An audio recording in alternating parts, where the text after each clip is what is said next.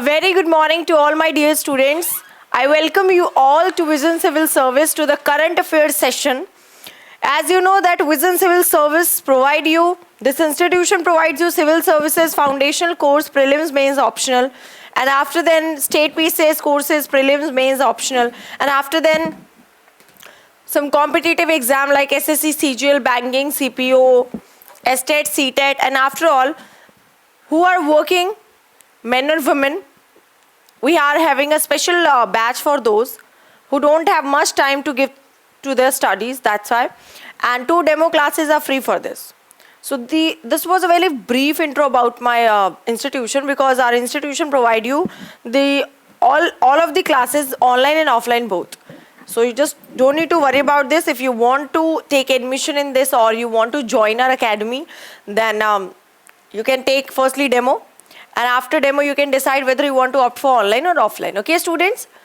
So chaliye, I should start our current affairs session with our news.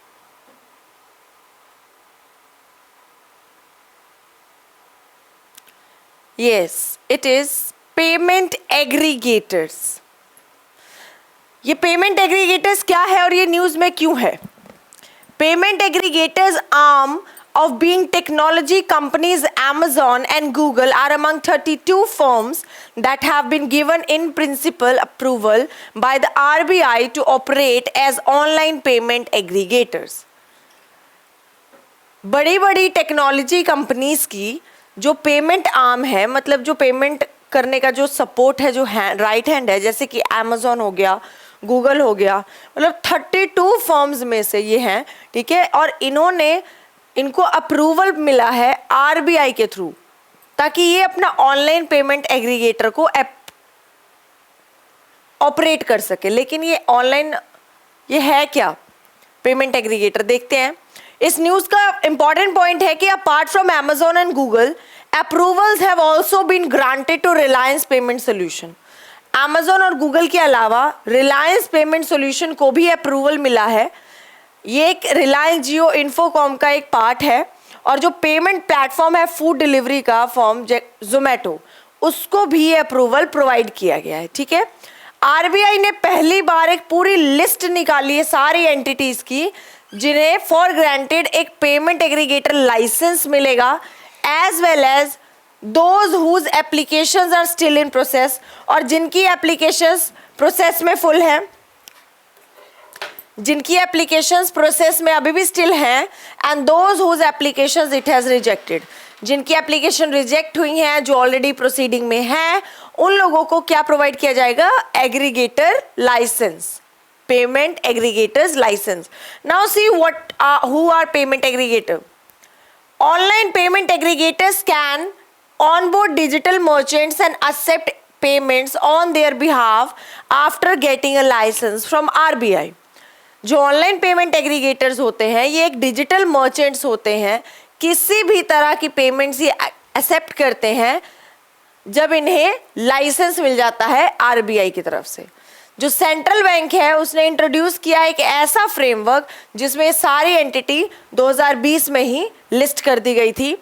Payment aggregator framework के under से firms जो हैं, जो RBI approve करती हैं, वो एक्वायर कर सकते हैं और पेमेंट सर्विसेज मर्चेंट्स को की जा सकती हैं, जिससे क्या होगा? डायरेक्ट परव्यू ऑफ रेगुलेटर में सब ऑब्जर्व किए जा सकते हैं।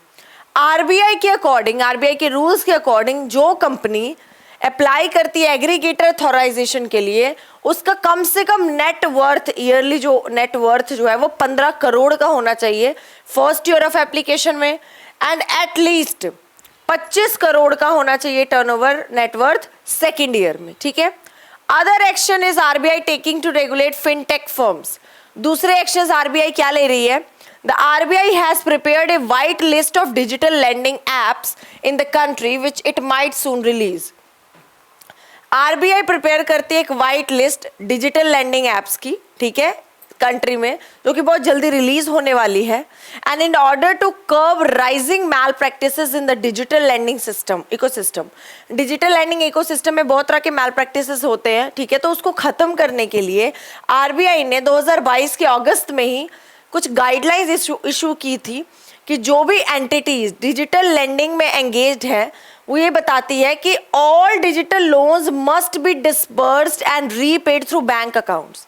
जो भी डिजिटल लोन्स हैं जो डिसबर्स हुई हैं उन्हें रीपे करना होगा बैंक अकाउंट्स के थ्रू, जो कि रेगुलेटेड एंटिटीज करेंगी and without the pass through of lending service providers और अदर थर्ड पार्टीज। एक फ्रेश सेट है क्लैरिफिकेशन का जो नॉर्म्स को इशू करता है। रेगुलेटर ने कहा है कि digital lenders should at the time of sanction of loan convey the name, कि डिजिटल लेंडर्स को क्या करना चाहिए, लोन सैंक्शन के टाइम नेम कन्वे करना चाहिए और इम्पैनल्ड रिकवरी एजेंट्स की सारी डिटेल्स करनी चाहिए ताकि वो बोरोवर से किसी भी डिफॉल्ट के टाइम क्या कर सकते हैं, कांटेक्ट कर सकते हैं। Okay, now our next news is the transfer pricing rules. ये न्यूज में क्यों है और ट्रांसफर प्राइसिंग रूल्स क्या होता है, let's see. The government sources said that IT surveys at the premises of BBC in Delhi and Mumbai recently were conducted in view of BBC's deliberate non-compliance with the transfer pricing rules and its vast diversion of profits. Government के कुछ सूत्रों ने, sources ने ये बताया है कि जो IT सर्वेज हैं किसी भी प्रेमिसेस में, BBC के दिल्ली और मुंबई में, उन्होंने रिसेंटली कंडक्ट किया है कि एक नॉन कंप्लायंस होगा जो कि प्राइसिंग रूल्स के ट्रांसफर को लेके होगा और इसमें बहुत ही वास्ट डाइवर्जन में क्या आएगा, प्रॉफिट भी नजर आएगा। ठीक है, क्या इंपॉर्टेंट पॉइंट्स और ये क्या होता है ये पढ़ते हैं। अ पार्टी में ट्रांसफर गुड्स और services to another party for a price which is known as transfer price.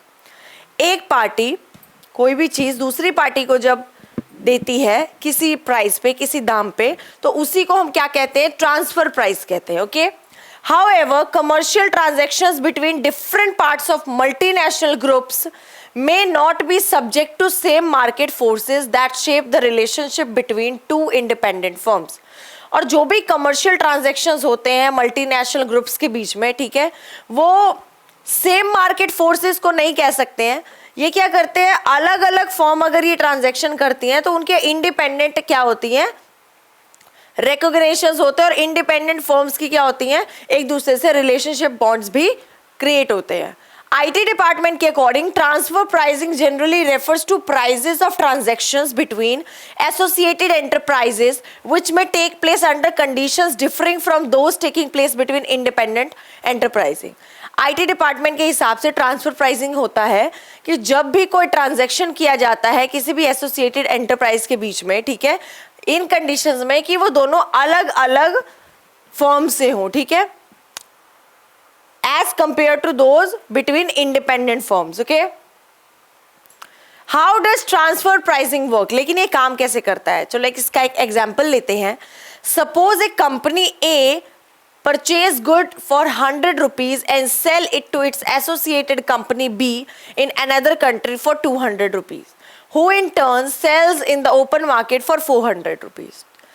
एक कंपनी A है, वो किसी भी सामान को 100 रुपए का खरीद रही है, फिर वो अपनी एसोसिएटेड किसी फर्म में दूसरी कंट्री में वही सामान 200 में बेच रही है, फिर वो जो कंट्री है जिसने वो सामान खरीदा है वो ओपन मार्केट में उस सामान को 400 में बेच रहा है। Clear? Had A sold it direct, it would have made a profit of 300 rupees. अगर ये A पर्सन जो है डायरेक्टली 400 में C को बेच देता तो शायद 300 का प्रॉफिट होता इसे। Yes, it would have made a profit of 300 rupees, but by routing it through B, लेकिन B को बीच का एजेंट बना लिया तो इसके प्रॉफिट रुक गए, ठीक है, 100 रुपीज से। Permitting B to appropriate the balance, और बी को फिर दिया कि भाई अब आगे तुम देखो, तो बी से तो इसने 100 रुपए का मुनाफा पाया, और बी ने जब सी को बेचा तो 200 का उसको प्रॉफिट हुआ, लेकिन अगर ए डायरेक्टली सी को बेचता तो उसे 300 का प्रॉफिट होता, राइट? तो ये ए और बी का जो ट्रांजैक्शन है ये अरेंज्ड है, ठीक है, and not governed bye market forces. Market force इस पे गवर्न नहीं कर सकते, रूल नहीं कर सकते हैं। तो जो 200 का प्रॉफिट है वो किसको गया, कंट्री बी को गया, क्योंकि 200 की चीज उसने 400 की बेची तो उसको गया ना प्रॉफिट। तो जो गुड ट्रांसफर किए गए हैं किसी भी प्राइस पे वो डिक्टेटेड है 200 rupees but not on the market price. मतलब कि उसने ट्रांसफर प्राइस पे तो चीज बेच दी 200 की, राइट, लेकिन जो मार्केट प्राइस था वो तो उसे मिल ही नहीं पाया, यस और नो। ए ने जो सामान है वो ट्रांसफर प्राइस पे बेच दिया 200 में, जो जितने का सामने वाले लिया उतने बेचा, 100 रुपए का फायदा, लेकिन मार्केट प्राइस तो 400 रुपए था ओपन मार्केट में जो बिका। तो ये क्या हो गया, मार्केट प्राइस जो ओपन मार्केट में बिका और जो उसने सेकंड पर्सन को ट्रांसफर किया वो ट्रांसफर प्राइस। क्लियर। अब ट्रांसफर प्राइसिंग के इफेक्ट्स क्या है? The effect of transfer pricing is that the parent company और a specific subsidiary tends to produce insufficient taxable income or excessive loss on a transaction। ये जो transfer pricing का जो effect है ये कहता है कि जो पेरेंट कंपनी जो प्रोडक्ट को बना रही है या कोई भी स्पेसिफिक सब्सिडरी जो है वो जब इनसफिशिएंट टैक्सेबल इनकम और बहुत ज्यादा लॉस ट्रांजैक्शन पे ले रही है, for example profits accruing to the parent can be increase by setting high transfer prices. जो पेरेंटल कंपनी होती है, मतलब जो प्रोड्यूस करते हैं प्रोडक्ट को, अगर वो अपना ट्रांसफर प्राइस को हाई कर दे तो प्रॉफिट बढ़ जाएगा उनका, right. To siphon profits from subsidiaries domiciled in high tax countries. और लो ट्रांसफर प्राइसेस से क्या होता है, लो टैक्स ज्यूरिसडिक्शन होता है। जैसे कि एग्जांपल है group which manufactures products in a high tax country. एक ऐसा ग्रुप जिस कंट्री में हाई टैक्स चार्ज किया जाता है, अगर वहां पे वो अपना प्रोडक्ट को मैन्युफैक्चर करता है तो वो उसको लो प्रॉफिट पे बेचेगा, ठीक है, क्योंकि उसे टैक्स कम देना पड़ेगा। That company would in turn sell the product at an arm's length price. फिर जो दूसरी कंपनी होगी वो इसको एक आर्म लेंथ प्राइस पे बेचेगी and resulting profit would be subject to little. और फिर क्या होगा, प्रॉफिट जो है वो कम होगा और टैक्स उस कंट्री में नहीं होगा। तो रिजल्ट ये है कि रेवेन्यू का लॉस होगा और drain on foreign exchange reserves, ठीक है। आर्म्स लेंथ अरेंजमेंट क्या होता है और बीबीसी से क्यों वायोलेट कर रही है? सेक्शन 92F के तहत अगर देखा जाता है तो इनकम टैक्स एक्ट 1961 डिफाइन करता है arms length price as a price which is applied और proposed to be applied in a transaction between persons other than associated enterprises in uncontrolled condition.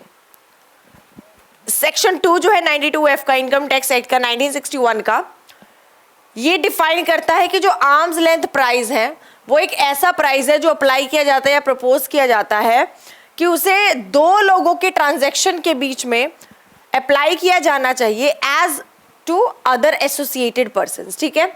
Section 92C कहती है कि arm's length shall be determined by the most appropriate among the following methods. वो कैसे हो सकता है? Comparable uncontrolled price method से, resale price method, cost plus price method, profit split method, transactional net margin method, such other method जो कि board ने prescribe किए हैं। Now we have our next news, perpetual funds. Securities exchange board of India SEBI ने deliberate किया है कि permanent capital vehicles जो कि एवरग्रीन या परपेचुअल फंड्स भी बोल सकते हो, अब वो अवेलेबल है अनलिमिटेड पीरियड ऑफ टाइम में, बहुत ही कम समय में अब इंडिया में अवेलेबल हो जाएगा। लेकिन ये परपेचुअल फंड होता क्या है? Perpetual fund do not have a fixed investment period. इनका कोई फिक्स्ड इन्वेस्टमेंट पीरियड नहीं होता है। They continue until the time one wish to invest. एक उनकी विश होती है कि इन्वेस्ट करना है और तब तक वो इन्वेस्ट करते हैं। ये फंड जो है पोटेंशियली एग्जिस्ट करते हैं परपेचुइटी और इनका मेन एम होता है लॉन्ग टर्म इन्वेस्टर्स की तरफ, जैसे कि पेंशन फंड्स हो गए, इंश्योरेंस फर्म्स हो गए, जो रिटर्न में कुछ नहीं चाहते हैं बट रेगुलर इनकम चाहते हैं, ठीक है। The funds could be structured in a way to give investors an option to redeem a certain portion of their investment after a 5, 10 और 15 ईयर लॉक इन। ये जो पीसीवी है ये कंसीडर होता है एक ऑल्टरनेटिव जो प्राइवेट इक्विटी फंड्स को बहुत ही लिमिटेड लाइफ साइकिल प्रोवाइड करता है। अलग अलग और इन्वेस्टमेंट फंड्स हैं ऑल्टरनेटिव, जैसे कि जो बहुत सारे इशू फेस कर रहे हैं फंड एक्सटेंशंस को लेके and have been enable to liquidate their investment, और अपने इन्वेस्टमेंट को लिक्विडेट करने में थोड़े अनेबल हो चुके हैं with in the given life cycle of the fund which is typically 8 to 12 years. With India rapidly coming up the learning curve on private investment funds, it may be the best time to introduce PCV in India. India का जो rapidly learning curve जो है private investment funds पे जितना बढ़ रहा है, ठीक है, ये बेस्ट टाइम होगा कि पीसीवी को इंडिया में इंट्रोड्यूस कर दिया जाना चाहिए। Unlike traditional funds which have a finite tenure, PCV can have an open term with respect to tenure and don't have a sunset period. और जो अभी टाइम नजर आ रहा है ट्रेडिशनल फंड्स के हिसाब से अभी का देखा जाए तो शायद इसका सनसेट कभी हो ना, मतलब ये मार्केट हो सकता है तो कभी बंद नहीं होगा और वास्ट चलेगा। PCV can be of various types, जैसे कि लिमिटेड पार्टनरशिप ट्रेडेड, पब्लिकली और an exchange, then real estate investment trust, closed ended funds, interval funds and variable funds such as annuities and life insurance. India के context में अगर देखा जाए तो category 1 और जो 2 है AIF का, उन्हें परमिट किया गया है कि क्लोज एंडेड स्कीम को ही लॉन्च करना है लीगली। ये कंसेप्ट जो है वो एवरग्रीन फंड कंट्री में इतनी इवॉल्व नहीं हो पा रही, दैट्स वाई हमें ये चीज इंडिया में लानी पड़ेगी। Next is rating of building और एरियाज फॉर डिजिटल कनेक्टिविटी। अब एरियाज के हिसाब से उनकी बिल्डिंग्स को रेट करना है डिजिटल कनेक्टिविटी के हिसाब से।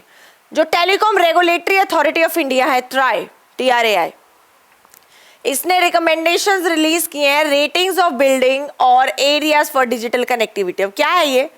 TRAI ने अंडरटूक किया है process of consultation on suo motu basis to provide a framework for establishment of an ecosystem.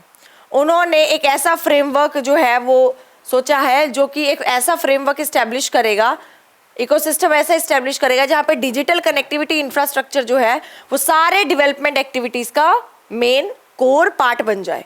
TRAI ने इशू किया है कंसल्टेशन पेपर या रेटिंग ऑफ बिल्डिंग्स और एरियाज फॉर डिजिटल कनेक्टिविटी 25 मार्च 2022 को, ठीक है, और स्टेक होल्डर्स ने इसका इशू रेज किया है 7 जुलाई 2022 को। इन रिकमेंडेशंस का मेन एम्फसिस है कि ये एक ऐसा फ्रेमवर्क प्रोवाइड करे ताकि एक डिजिटल कनेक्टिविटी इंफ्रास्ट्रक्चर का इकोसिस्टम रेडी हो, ताकि बिल्डिंग डेवलपमेंट प्लान में ये बहुत ही इंट्रिंसिक रोल प्ले कर सके और जो भी और बिल्डिंग की सर्विसेज होती जैसी water, electricity, fire safety system, इन सब पर भी ध्यान दिया जाए। DCI is to be co-designed and co-created along with the building development through collaborations among various stakeholders including property managers, service providers, infrastructure providers, DCI professionals and authorities at various urban local bodies. DCI को design किया गया है, co-create किया गया है building development के साथ साथ through collaborations among various stakeholders including property managers, जो सर्विस प्रोवाइडर्स होते हैं, इंफ्रास्ट्रक्चर प्रोवाइडर्स होते हैं, DCI प्रोफेशनल्स होते हैं और अथॉरिटीज होती है, ठीक है। ये जो फ्रेमवर्क है ये जॉब अपॉर्चुनिटीज भी खोलता है यंग प्रोफेशनल्स के लिए, ताकि DCI प्रोफेशनल जो है वो डिजाइन का, डिप्लॉयमेंट का और इवेल्युएशन ऑफ डिजिटल कनेक्टिविटी का एक पार्ट बन जाए। TRAI has also proposed a new chapter. TRAI ने एक नया चैप्टर भी प्रपोज किया है, that is deployment and evaluation of digital connectivity infrastructure buildings के लिए, जो कि इंक्लूड करेगा मॉडल बिल्डिंग बाय लॉज 2016, जिसमें क्या किया जाएगा, मॉडिफाई किया जाएगा, अपडेट किया जाएगा जो भी प्रेजेंट में प्रोविजंस हैं, राइट। एंड आफ्टर देन इसने फर्दर ये एम्फसाइज किया है कि DCI डेवलप कर रहा है बिल्डिंग्स को by the property managers should be accessible to all service providers in a fair, transparent, non discriminatory and non chargeable basis. ऐसी सर्विस प्रोवाइडर हो जो बिल्कुल फेयर हो, जिसमें डिस्क्रिमिनेशन ना हो और चार्जेबल बेसिस भी इतने नहीं होने चाहिए। The recommendations also include development of framework. इन्होंने क्या किया है, फ्रेमवर्क का डेवलपमेंट किया है for ratings of buildings for digital connectivity which will add value to the property. ये जो है वो जो बिल्डिंग की रेटिंग है उस फ्रेमवर्क को ये क्या कर रही है, डेवलप कर रही है डिजिटल कनेक्टिविटी के लिए, जो कि प्रॉपर्टी की वैल्यू और ऐड कर देगी। देखो जिस बिल्डिंग की, जिस एरिया में जिस बिल्डिंग का रेट हाई होगा डिजिटल कनेक्टिविटी के हिसाब से, तो उनकी प्रॉपर्टी वैल्यू बढ़ जाएगी, यस। और TRAI will come up separately with appropriate regulatory framework for ratings of business which will also buildings which will also include the issue of rating certification। और जिस एरिया की बिल्डिंग को उनके digital connectivity के हिसाब से उनकी रेटिंग्स हाई कर दी जाएंगी तो उनका क्या होगा, वैल्यू ऑफ सर्टिफिकेशन भी प्रोवाइड किया जाएगा, क्योंकि उनकी प्रॉपर्टी की क्या हो जाएगी, वैल्यू बढ़ जाएगी। क्लियर। सो जो भी मैंने करंट सेशंस आपको आज करवाए हैं, आपको अपने बेसिस पर उनकी इन्फॉर्मेशन कलेक्ट करनी है। ट्राई टू मेक नोट्स, ये ज़्यादा बेटर रहेगा आपके लिए, आप ज़्यादा अंडरस्टैंड कर पाओगे। एंड जो ये कहानी है उसको अपने हिसाब से समझो कि सपोज आप ये बिजनेस कर रहे होते तो आप कैसे इसको डील करते, क्या प्रॉब्लम्स आती है और इसमें क्या क्या प्रोविजंस प्रोवाइडेड है गवर्नमेंट। तो इससे क्या होगा कि एक स्टोरी आपके माइंड में क्रिएट रहेगी, तो आप वो जल्दी नहीं भूलोगे। स्टोरीज हम जल्दी नहीं भूलते हैं, तो इससे आपकी रिविजन्स में, आपके करंट अफेयर्स सेशन में, फिर इकोनॉमी में भी ये फिर हेल्प करेगा। जिस फील्ड का भी हम पढ़ रहे हैं वो उस फील्ड में हेल्प करेगा, and then that will connect to the questions and come in prelims and mains। सो आपको उस हिसाब से फोकस करना है. ओके स्टूडेंट्स, तो चलिए for this thank you so much for today. Have a nice day, keep learning and keep revising.